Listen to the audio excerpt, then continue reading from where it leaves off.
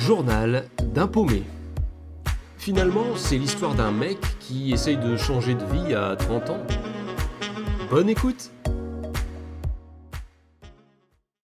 Eh bien bonjour et bienvenue dans ce nouvel épisode que j'avais assez hâte de commencer. Alors je pense que ça va être en plusieurs parties, autant le dire dès le début. Ça concerne mon premier tournage professionnel qui a eu lieu l'été dernier. Alors vous étonnez pas, c'est que je vais pas pouvoir donner par exemple le titre ou raconter vraiment avec précision certaines scènes qui ont été tournées parce qu'en fait j'ai signé un contrat. Aussi mince mon intervention était-elle. Donc je suis tenu par cette confidentialité, cependant rassurez-vous, je vous dirai tout ce qui est possible de vous dire sur cette expérience. Et on va commencer par le casting. En fait c'était, oui comme je disais, durant l'été. Je commençais depuis peu à postuler à différentes annonces, bénévoles comme professionnelles, et là je tombe sur une annonce qui cherche des personnes pouvant interpréter des soldats allemands pour un film sur la Deuxième Guerre mondiale et dont le tournage se passerait à Paris. Alors je tente ma chance, je me dis allez, on y va, sachant que dans l'annonce il précise que il faut accepter la coupe courte, il faut accepter d'être rasé de près, etc. Donc je me lance. Et assez rapidement je reçois un mail de retour qui m'indique que je suis présélectionné pour passer un casting. Alors ce que j'ai oublié de préciser, c'est que dans l'annonce, on nous prévient que c'est pour de la figuration.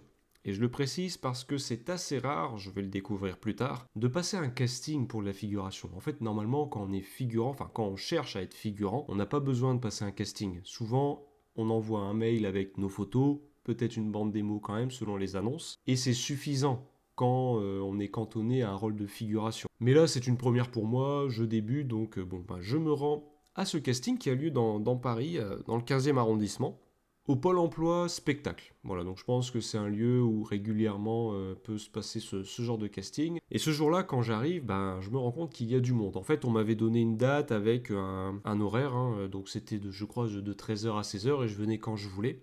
Et en arrivant, je constate que beaucoup de personnes sont là. Sachant que lorsque je suis arrivé à ce casting, j'avais été un peu préparé par le mail que j'avais reçu qui me demandait de venir si possible coiffé à la manière de personnes dans les années 40 et aussi avec des vêtements si possible de cette époque-là. Alors autant dire que je n'en avais pas, donc je me suis pointé avec un t-shirt blanc, souvent c'est neutre quoi, et puis je crois que j'avais mis un pantalon carreau peut-être, je ne sais même plus. Mais je me suis arrangé pour aller chez le coiffeur quelques jours avant, puisque je me dis après tout c'est pour être un soldat allemand, donc je me rase bien de près au niveau de la barbe et au niveau des cheveux. Je fais un joli dégradé à blanc, etc. pour avoir une bonne tête d'allemand. D'ailleurs, mon grand-père était soldat dans la Wehrmacht, oui, dans l'armée allemande. Donc, bref, j'en reparlerai peut-être dans un hors-série. Pas sûr. Donc j'arrive, et puis d'ailleurs je me souviens aussi que dans l'annonce on nous demandait de venir avec une sacoche. Et je comprenais pas trop l'utilité, et ne sachant pas quel genre de sacoche ils attendaient, j'en avais pris deux que j'avais mis dans mon sac à dos. Donc on passe par groupe dans une salle où on nous fait un petit briefing sur le projet qui vient. Donc c'est une directrice de casting qui nous explique un peu tout. Elle nous dit que là on va prendre des informations, on a un formulaire à remplir avec nos expériences, ce qu'on accepte, ce qu'on n'accepte pas, adresse, sécurité sociale, bref, tout ça. Et en même temps, elle nous raconte que le projet est assez important, que du coup, suite à ce casting, certains seront rappelés pour être figurants, certains seront peut-être silhouettes, et il y a aussi des petits rôles. Et c'est ça qui booste un petit peu, c'est que je me dis, tiens, finalement, ce sera pas que pour être figurant. Et d'ailleurs, je me rends compte ce jour-là, il y a des femmes, il y a des hommes, donc c'est pas que pour être soldat allemand. Moi j'avais vu une annonce, mais apparemment c'est assez large. Une fois les formulaires remplis, on se lève tous un par un pour être pris en photo avec une affiche avec nos renseignements et on prend 2 photos de nous. Et d'ailleurs, lorsque je fais la queue pour être pris en photo, il y a la dame qui m'arrête et qui me demande si je parle allemand. Bon, malheureusement non. Et elle me dit ah c'est dommage que vous soyez rasé. Et là je me dis ah mince parce que le mail me demandait de venir raser en fait. Parce qu'elle me dit ouais il y aura des soldats français aussi, des soldats de la deuxième DB. Et puis bon avec un look on attend d'eux plus négligé quoi, etc. Donc là petite frustration, je me dis ah mince parce qu'en plus je trouvais que les acteurs qui allaient incarner des soldats de la deuxième DB avaient des choses vraiment intéressantes, dans le sens où apparemment certains allaient partir carrément au Maroc pour tourner certaines scènes, etc. Donc, et c'est tout frais payé. Donc au-delà de l'expérience de malade, je trouve que c'est génial, c'est un privilège, quoi. Enfin, c'est super. Mais bref, donc après mes 2 photos, bah, en fait, c'est terminé. Donc le casting dure littéralement 15 minutes hein, à peine. Et c'est pour ça d'ailleurs que j'avais lu que certains dénonçaient un peu cette méthode de faire déplacer les gens juste pour être pris en photo 2 fois et puis qu'après, bon bah, on te renvoie chez toi puisque finalement ça tu peux le faire déjà depuis chez toi hein, par mail. Mais bon, moi à ce moment-là, je prends ce qu'on me donne. Hein. Franchement, je suis tout nouveau dans le domaine, donc je fonce. On me dit d'aller à Paris, y a aucun souci. 15 jours passent sans que je ne reçoive aucune nouvelle. Donc je me dis, oh bon bah c'est tout, ça sera une prochaine fois. Un peu dégoûté parce que vraiment le projet avait l'air génial et tout. Mais après 15 jours, je reçois quand même un appel. On m'annonce que je suis pris pour être figurant résistant et on me donne 3 jours de tournage où on me demande là si je suis disponible à telle date, telle date, telle date. On m'indique aussi que je vais devoir venir pour faire un essayage de costume au studio dans le 93. Et on m'annonce que comme je serai un combattant,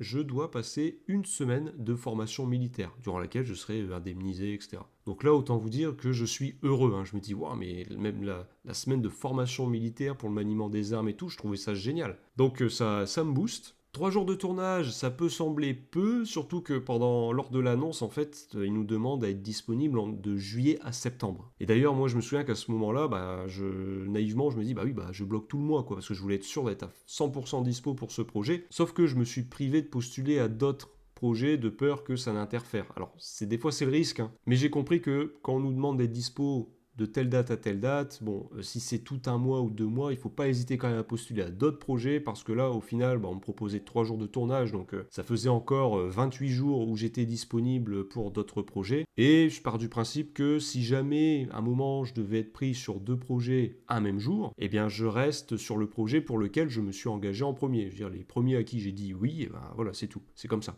Mais donc bref, on me donne 3 jours de tournage. D'abord c'était fin juillet et fin août. Le jour de l'essayage a lieu, je crois que c'est la semaine d'après. Et donc j'arrive au studio et là je vois des salles remplies de costumes militaires, d'uniformes plutôt devrais-je dire, de costumes de résistants, je me souviens d'une salle avec plein de casques allemands et ouais, je suis comme un gosse hein, vraiment à voir tout ça. Et donc on prend mon nom, etc. Et une costumière m'amène dans la salle et elle commence par rapport à ma morphologie, etc., à visualiser comment elle pourrait m'habiller. Sachant que sur les murs, il y a plein de photos d'époque qui sont imprimées pour s'inspirer vraiment et être le plus crédible possible. Et je me souviens que l'idée c'était, donc elle m'avait mis à la fois des habits civils et une veste militaire au-dessus parce qu'elle expliquait que lorsqu'il y avait eu des combats, notamment dans Paris, il y a certains résistants qui avaient profité de l'occasion pour aller remettre leur uniforme parce que souvent c'était des anciens combattants, etc. Donc bref, elle me fait essayer ce costume et à ce moment-là, il y a un autre mec qui arrive. Et le gars, bon, il arrive et il dit oui, bon, je suis de tel réseau, je suis comédien cascadeur. Bon, par contre, je comprends pas, on m'a dit de venir, mais sur la convocation, c'est écrit pour être figurant. Je comprends pas trop, quoi. Et vraiment, il parle un peu sur ce ton-là, quoi. Et il y a une des filles de l'équipe casting qui regarde par rapport à son calepin et qui dit ah ouais mince, ah oui d'accord, elle est un peu intimidée, puis elle dit à son collègue bah écoute on a un petit problème avec monsieur, il vient de tel réseau. Et là, le mec, il a rien, il fait un problème? Non, mais en quoi c'est un problème que je vienne de ce réseau? Au contraire, devrais-je dire. Et vraiment, le mec, il parle comme ça, quoi. Genre, bah attendez, c'est une chance quand même que je sois là, quoi. Et là, je le regarde un peu, je dis, mec, du calme, c'est qu'un truc de figurant. Et puis, je veux dire, à côté de moi, c'était pas Tom Cruise ou autre, hein. Je veux dire, c'était un mec un peu lambda, au final. Et il se trouve qu'il se fait maquiller, pardon, son costume, son essayage se fait juste à côté de moi. Et il avait des tatouages sur le bras, et la dame regarde, elle fait, ah mince, alors ça va falloir essayer de camoufler. Puis il lui dit oui, bon, le maquillage ça existe. Hein. Enfin, des trucs comme ça, je me dis non mais mec, t'es pas là pour un premier rôle. Et en plus, t'es personne, et même si t'étais quelqu'un, je veux dire, franchement, le personnage était super sympa avec nous, l'équipe et tout. Et lui, je le trouvais, enfin bref. Et je me souviens, c'est que le gars, il arrêtait pas de parler, genre ah oui, bon là, oui, bon, faut dire que pour un rôle, j'ai perdu 14 kilos, donc oui, c'est un peu plus simple de m'habiller, je vous avoue. Puis bon, la costumière, elle commence à relever les trucs, mais c'est un peu en mode Osef, quoi. Et à un moment, elle finit, et elle lui demande si ça va, il fait ah, attendez, je vais essayer. Et là, il commence à faire et pendant ça, en fait, il lève sa jambe à 3 reprises, mais le plus haut possible, en regardant dans le vide, et puis après, il se remet en place, il fait ouais, c'est bon, ça me va.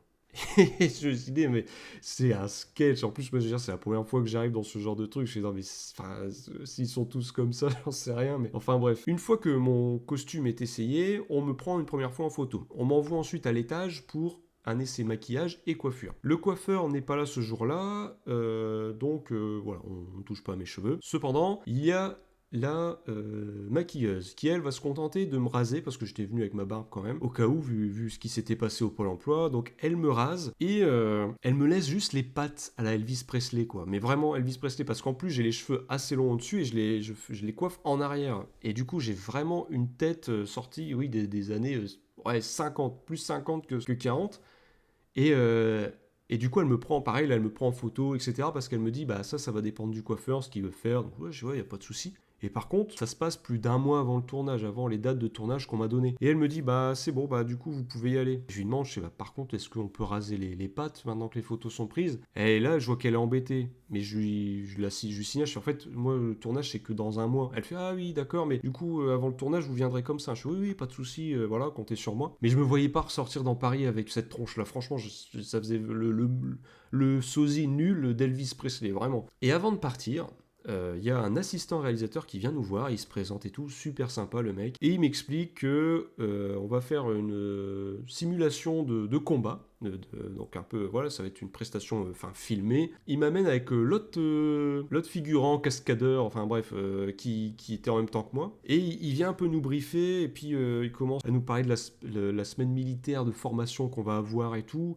et je me souviens qu'il y a le mec à côté, là, le cascadeur, qui commence à dire quoi, attendez, on nous a rien dit à nous. Puis il me montre. Et je dis, non, mais mec, m'inclus pas dans tes trucs. Enfin, je me dis ça intérieurement. Et je dis, non, mais. Enfin, moi, j'ai reçu un mail, tu l'as peut-être reçu, mais ouais, il en parle. Enfin, bref, je veux vraiment me désolidariser de ce type parce qu'il prend. Enfin, il prenait vraiment trop la confiance. Et bref, il nous demande du coup, l'assistant réel, de faire une simulation de combat, en fait. Parce que ça pourrait coller avec Enfin, ça va coller normalement avec une des scènes qu'on va tourner durant les 3 jours. Et je me rends compte d'ailleurs au passage que je suis assez chanceux d'avoir eu 3 jours, puisque je croise d'autres figurants habillés en civil, etc. Je discute un peu avec eux, et eux me disent que, eux, ça va être une seule journée de tournage. Donc là, je me rends compte que, oui, 3 jours, c'est bien. Même si, sur le coup, tu dis, 3 jours, c'est pas beaucoup, en fait, c'est pas mal. Et donc, on se retrouve avec l'assistant réel et le cascadeur, je vais l'appeler comme ça, dans une pièce. Et il nous dit, bon écoutez, alors là je vais vous filmer ce qui se passe. Il prend dans l'armoire un cintre, il me le donne, et il me dit, ça c'est ton arme. Il dit, tu entres dans la pièce, tu fais genre, il y a des soldats allemands, tu te bats avec eux, tu tires et tout. Tu te diriges ici, là tu vas te saisir de cette arme. Entre parenthèses, c'était un ciseau, mais on fait comme si c'était un flingue. Il fait, tu glisses à ton camarade, le cascadeur, qui joue aussi un résistant. Et là, vous vous arrangez, vous passez de ce point-là à ce point-là, etc. Et voilà, vous êtes en plein combat, quoi. Et donc moi, je suis comme un gosse. En plus, je veux dire, c'est des choses qu'on fait au théâtre d'improvisation, etc. Et donc, je dis, ouais, pas de souci. Donc, il se met dans la salle, il filme avec son téléphone portable et il nous dit go. Donc là, on part. Et je me souviens, il y a le cascadeur au début, il essaye un peu tout de suite de prendre le lead. Genre, ouais, vas-y, va là, machin.